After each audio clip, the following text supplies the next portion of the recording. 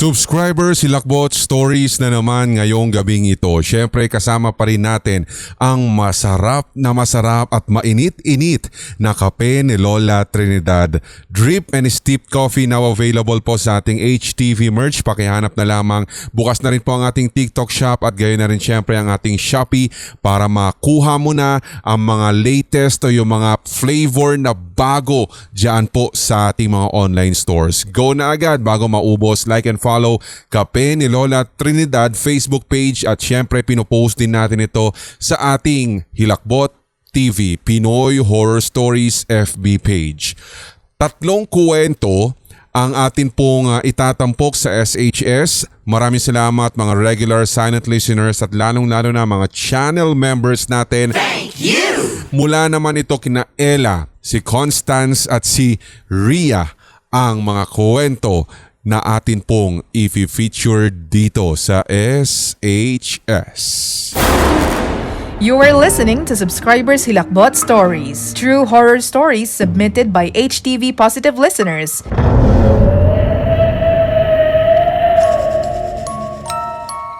Itago nyo na lamang po ako sa pangalang Ella. Matagal na rin po ako nakikinig sa programa ninyo hanggang sa maisipan ko na rin na i-share yung sarili ko pong experience. Correction, mga experiences. Una po ay yung nangyari sa bahay namin sa Zamboanga City. Ito po'y naganap nung bata pa ako at wala pa po kaming masyadong kapitbahay noon. Unlike ngayon, puno na po ng squatter, sabi niya ha, yung area namin.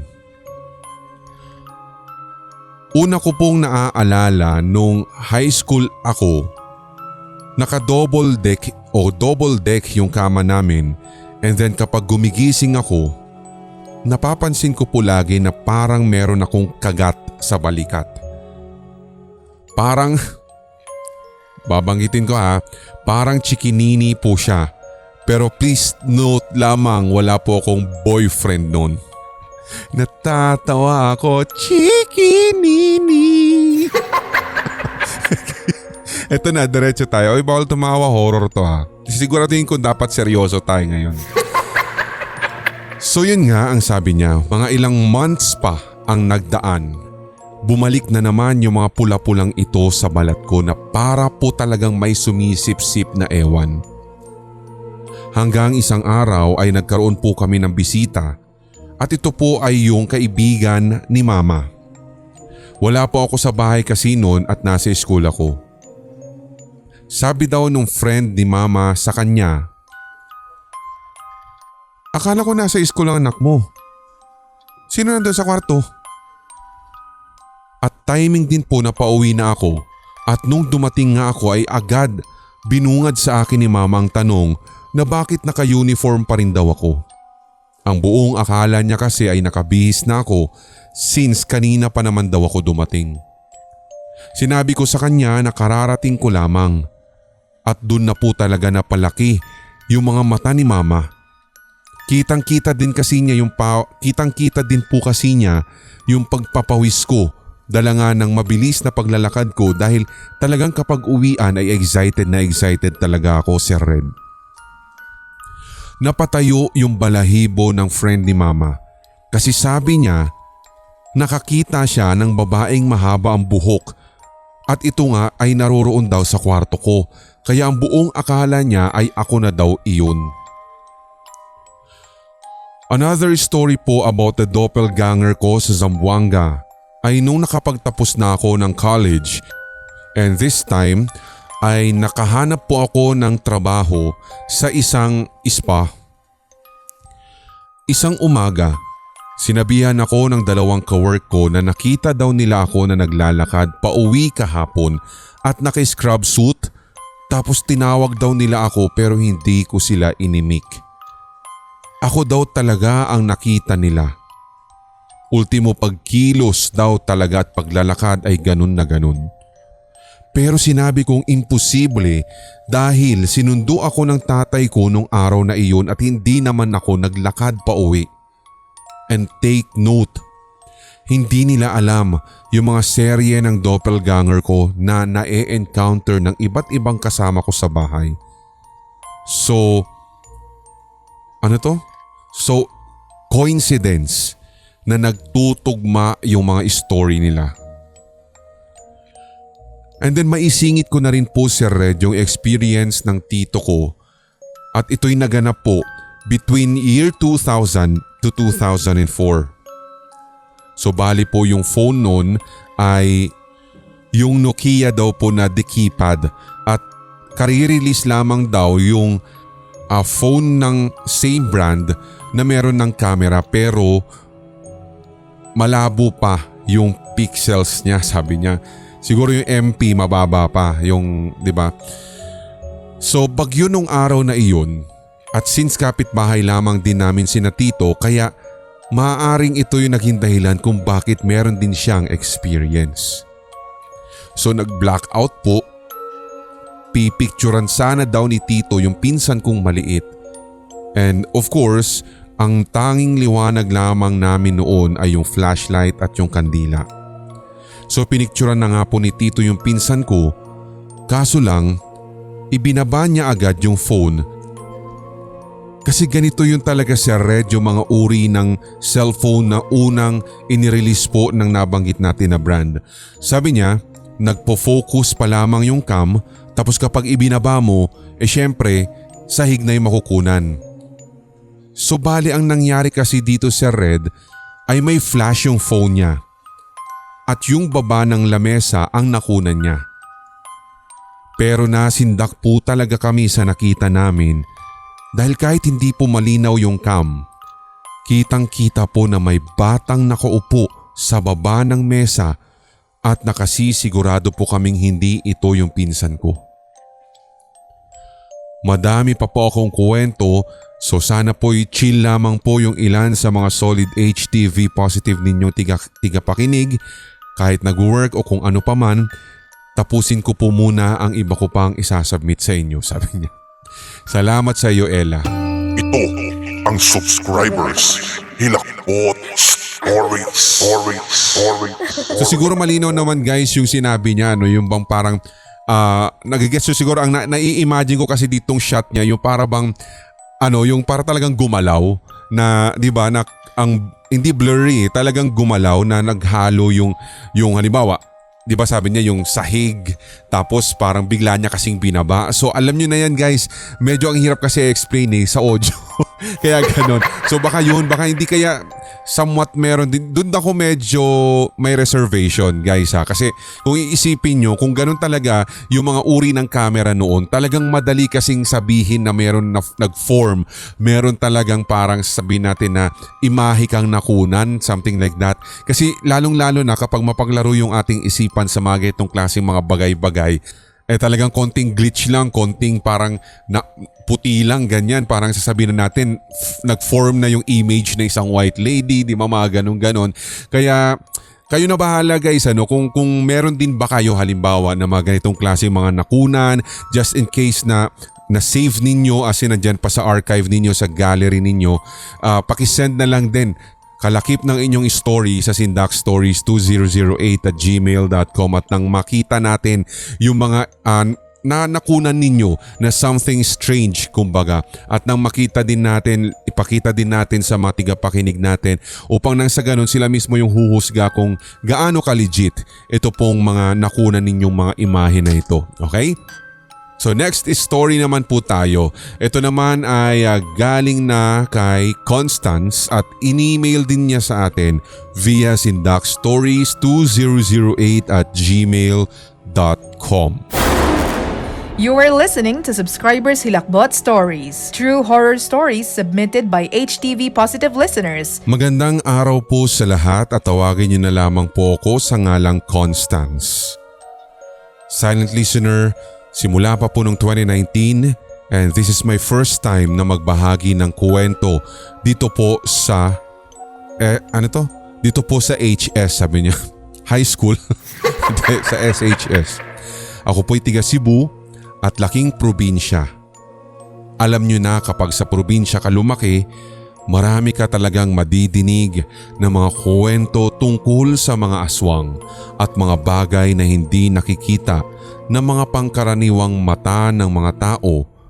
At nung nagbibinata na ako, ganito po ang nangyari. Kinuha na po ako agad ng nanay at ng aking tatay sa probinsya para doon na po manirahan sa syudad. Ito nga pong karanasang ito ay talagang hindi ko malilimutan up until now. 4th year high school ako noon. Galing ako sa bahay ng girlfriend ko para tulungan siya sa kanyang homework. Hanggang sa napasarap nga yung pagtambay at pag-aaral namin hanggang sa namalayan kong 10 na pala ng gabi. So doon na ako nagpasya na umuwi. Sabi ng nanay niya, magpalipas na lamang daw ako ng gabi doon at baka kung mapano daw ako. Naniniwala kasi ang mga nakatatanda doon na hindi naligtas maglakad ng gabi lalo kapag wala daw pong buwan. Hindi ko naman na tinanong si Red kung bakit pero sabi din kasi ng lola ko dati na kapag walang buwan, diyan daw lalabas ang mga elemento at mga kampo ng dilim kasi hindi sila nakikita ng mga pangkaraniwang tao. Ang sabi ko na lang sa sarili ko, very impossible naman tong mga pinaniniwalaan nila dahil nasa syudad naman na kami. For sure wala naman ng ganito sa panahong yun. So nagpumilit akong umuwi kasi ang isa pa ay gusto ko rin talaga makipaglaro ng online game sa PC namin. So nagpasya na rin po ako na mag-shortcut para makauwi din ako ng mabilis. Dito na nga nangyari yung nakakahilakbot kong karanasan. Nang umabot kasi ako sa gawing liblib na bahagi ng dinadaanan ko, nagsimula na rin po akong mangamba. Bukod kasi sa napakadilim, kahit naka-on yung flashlight ng aking cellphone, ang tanging madidinig mo lamang ay mga kuliglig at saka yung iba't iba pang uri ng insekto. Di kalaunan, meron po akong nakita na nakaupo at ang buong akala ko nga si Red ay aso lamang na dumudumi. Nang akma na po akong lumapit o nang malapit na po ako sa kanya, laking hilakbot ko dahil napagtanto kong babae palang nakatuwad at yung buhok niya ay nakasayad na sa lupa. Paano yung tuwad ng babae nakita mo? Baka ready lang siya. Ready lang. Siguro sabi niya sa'yo, di ba? Constance, saktan mo ako. Di lang. Bawal tumawa. Sisteryosohin natin to. Okay, so babae daw pong nakatuwad. Oh yeah. At yung buhok niya ay nakasayad na sa lupa. So pagkakita ko po doon ay talagang hindi na ako nakagalaw. Hindi ko rin po talaga malaman sa isipan ko kung ano yung next na gagawin ko. Pero ang pinakamalala nga po ay nung dahan-dahan na siyang lumapit sa akin nang nakatuwad. Constance, ready na ako. Saktan mo ako. So sabi niya dito, imagine niyo na lamang po si Red si Sinong Sudako? Sadako? Oh. Ano apelyido ni Sadako? Paroon. Corny. Hindi mo na sana ginok, nakakabwisit. Sadako, Paraon. Hindi, Sudako kasi sinabi niya dito, Sadako yun, or di ba meron pa nga nagsabi sa akin ng pronunciation daw, dapat is Sadako. Sabi niya, parang sad ako. Parang ganon. So yun daw, yung ganon daw yung itsura nung nakita daw niya na babaeng nakatuwad. So mapapamura ka na lang talaga dahil lumalapit siya sa akin ng ganoong paraan. Nang akin pong matipon ang aking lakas, kumaripas na ako ng takbo pabalik sa bahay ni GF. So habang tumatakbo ako ay talagang sumisigaw ako at nagmumura hanggang sa makarating po ako sa bahay ng girlfriend ko. Doon nga'y nadinig nila at pinagbuksan nila ako agad. Tinanong kung bakit daw ako bumalik at pawis na ako. Sinabi ko sa kanya ang lahat at kwento ko talaga sigurado akong aswang ang naengkwentro ko. Naniwala naman din sa akin ng nanay niya. Saan ka ba kasi dumaan, iho? Doon po sa shortcut. Yan ang sinasabi ko eh. Dito ka na lang magpalipas ng gabi. Ayan tuloy at napagtripan ka. Kinabukasan ay bumalik ako sa bahay ni GF para kami po ay magsimba. At doon na po kami ulit dumaan sa shortcut. Ang sabi niya sa akin ng pabulong, nakikita mo ba yung matanda na nakaupo sa balkonahe? Siya yung usap-usapan na aswang dito. Baka siya yung nakita mo kagabi. At napatunayan nga namin, Sir Red, na totoo ang mga claim na iyon. Basta't umaga daw ay napakahina ng nilalang. Pero kapag gabi, naririnig po namin mula sa mga kwento ng mga malalapit doon na bigla-bigla din daw pong nawawala yung matanda. Ang sabi naman ng ilan sa mga kapitbahay ng matandang aswang, wag na wag din daw po kaming mag-aalala sapagkat hindi daw nananakit yung kapitbahay nila. Kahit aswang pa daw ito. Sadyang napagtitripan lamang daw ng matandang aswang ang mga baguhan sa kanilang lugar. You are listening to Subscribers Hilakbot Stories, true horror stories submitted by HTV Positive listeners. Kayo din ba guys, meron din ba kayo mga experience na mga babaeng nakatuwad na biglang humabol ng gano'n? Kung meron man, aswang man o hindi o kung anong klaseng nilalang nakita mong nakatuwad, share mo na yan sa amin syempre dito sa sindakstories2008@gmail.com. Maraming salamat nga pala sa mga recent na mga purchase po ng kape ni Lola Trinidad. Yung Drip and Steep Coffee, may new flavor po tayo, Irish Cream. Meron din po tayo, try nyo rin yung Barako lalo na maulan na ngayon. Yung Hazelnut Butterscotch, nandyan pa rin po. Ang daming stocks ngayon, lalong lalo na paparating na ang 8/8, yung payday sale, yung rainy day sale. Nako, abangan nyo po, marami pa po tayong ilalapag dyan ng mga diskwento. Syempre both sa ating TikTok shop at sa ating Shopee sa pamamagitan ng HTV merch, and wala pa po kasi tayong update kung meron na ba mag-o-open ba sa Lazada, pero soon i-announce na lang namin, kaya dapat i-like and follow nyo na Kape ni Lola Trinidad Facebook page at ganoon na rin yung ating Hilakbot TV Pinoy Horror Stories FB page dahil doon din po natin siya pinopost. And mind you, sa lahat din po ng mga friends natin sa Facebook na account ko talaga, yun po kinonvert na po namin, ginamit na po namin siya bilang Facebook account ng Kape ni Lola T dahil sa marketplace. Meron din po tayo sa marketplace. Hanapin nyo lamang marketplace icon sa mga Facebook accounts ninyo at pwede na rin po kayo mag-purchase doon ng Kape ni Lola Trinidad. Kape ni Lola T, sabi nga natin. Thank you very much sa mga recent purchase po natin. Mabuhay po kayo. Last story naman mula kay Ria at pinadala din sa pamamagitan ng ating email. Ito ang Subscribers Hilakbot Stories. Itago nyo na lamang po ko sa ngalang Ria. Ito po'y naganap sa lumang bahay namin sa Pasig. Since ako nga po yung panganay, madalas sa akin po ibinibilin ng aming nanay ang pag-aalaga sa aming bunso. May isang araw po na iniwan ko ang aking kapatid na natutulog sa duyan para sana'y ako'y lumabas at makipaglaro. Pero sa aking pagbalik sa bahay, laking pagtataka ko po, Sir Red, kung bakit merong umiiyak sa loob ng mismo naming bahay. Nung unay inaakala ko na ang aking ina ito, pero nang akin na pong hanapin sa loob mismo ng bahay namin, wala naman po si nanay. Kaya binalikan ko ang aking kapatid, pero laking gulat ko talaga, Sir Red, dahil namataan ko po ang isang babae na nakasuot ng itim na damit at nagduduyan siya. At siya ang nagduduyan sa aking bunsong kapatid. Habang ito pa ay nakayuko ng oras na yun. Hindi ko malaman ang gagawin hanggang sa natauhan na lamang ako nung unti-unti na niyang inaangat ang kanyang ulo.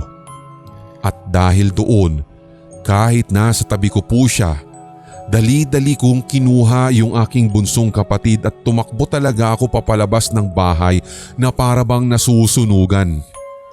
Pagkalabas ko ay hinanap ko ang aming ina maging ang aking lola.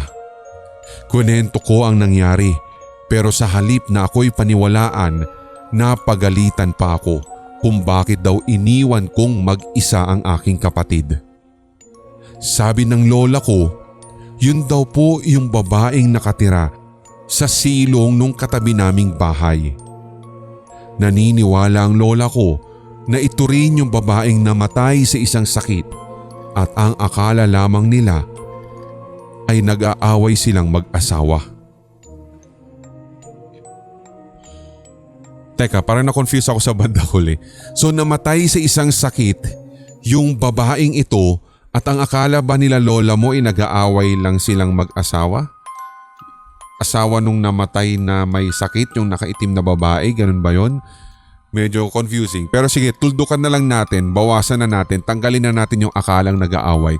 At itong babaeng ito, yung paniniwala ni lola mo at baka siya daw yung nagpapakita dyan, yung nagpapakita sa bahay nyo, siya yung namatay sa isang sakit na nakatira doon sa silong ng katabi ninyong bahay. Ayan, para mas malinaw.